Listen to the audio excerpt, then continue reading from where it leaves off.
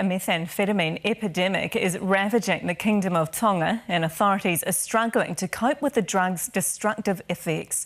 In the Pacific nation, with a population of just under 110,000, the highly addictive drug we know here as P has penetrated all levels of society, officials tell One News. Almost 100 arrests have been made in the past 6 months by a special task force set to deal with the problem. Also, up to 70% of all mental health patients are addicts. In a special investigation, One News gained exclusive access to one of Tonga's 5 major drug syndicates.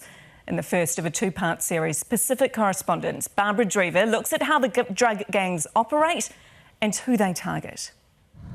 On this quiet street, 2 meth houses stand just 30 metres apart. This isn't unusual. ICE, or Tutu as it's known locally, is everywhere. This country is hooked on drugs. There's no doubt about it. Methamphetamine is sweeping through villages, destroying families and communities. We are not prepared well to face this tsunami. One News has been given an inside track on how one of 5 major meth syndicates on Tongatapu operates.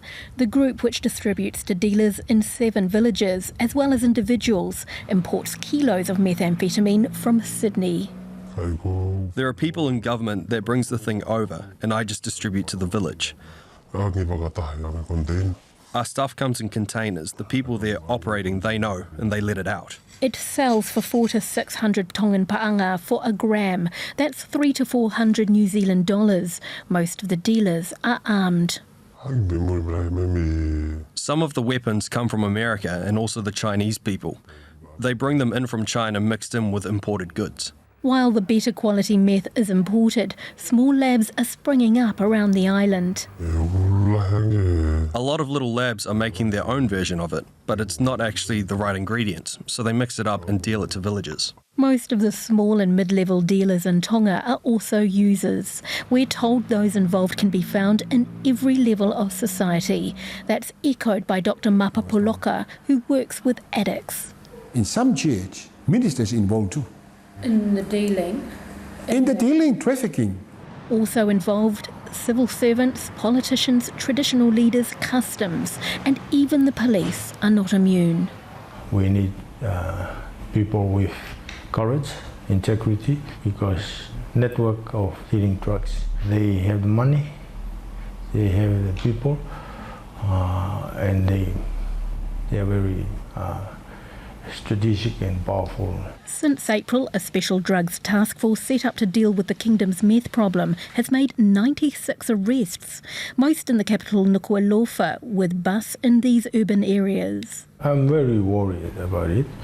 Increasing numbers of criminal deportees from Australia and the US help set up the local drug trade. When they arrive in the border of Tonga, then we are not well-resourced. We are not well prepared. Tonga's long been a major transit point for drugs heading to Australia and New Zealand.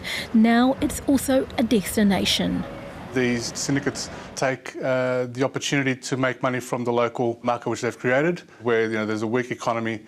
They're seen as easy targets. Even Tonga's children are being targeted. The usage of meth in Tonga is rampant to the point where dealers are encouraging kids to try it because they know that they'll have a client for life. This woman, who didn't want to be identified, knows firsthand her loved ones are involved, but it's also done in the clear light of day. The police have got 2 cars. They are selling drugs just beside the schools. Even cyclone-damaged Farsi Primary School, where Jacinda Ardern donated resources to earlier this year, is not exempt. The pupils here are now forbidden from leaving the grounds at lunchtime.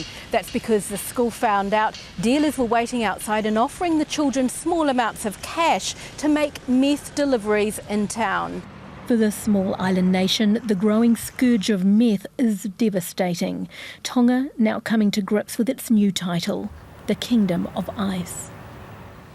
And Barbara is with us. Now, why should New Zealand be concerned about this, Barb? Well, we've already seen New Zealand's biggest meth bust in Northland last year, 500 tonne of meth, and there were Tongans involved there. In May this year, a man was arrested at Tonga's main international airport with more than $1 million of meth on him, his destination, New Zealand. So we're already seeing the impact here.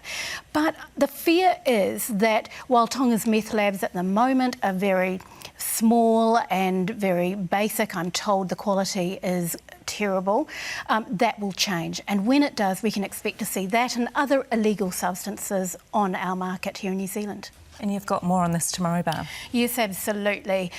We are looking at more revelations from the drug syndicate on how it operates in Tonga, and also how some of the addicts are funding their problem.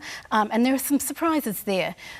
We are also, more importantly, talking to Tongans themselves who are devastated at how their communities are being ripped raw by methamphetamine, and also by individuals, some of them very prominent, who are dealing in this. So there are Tongans fighting back, wanting to protect their families and their communities. All right, thanks very much, Barbara Drever.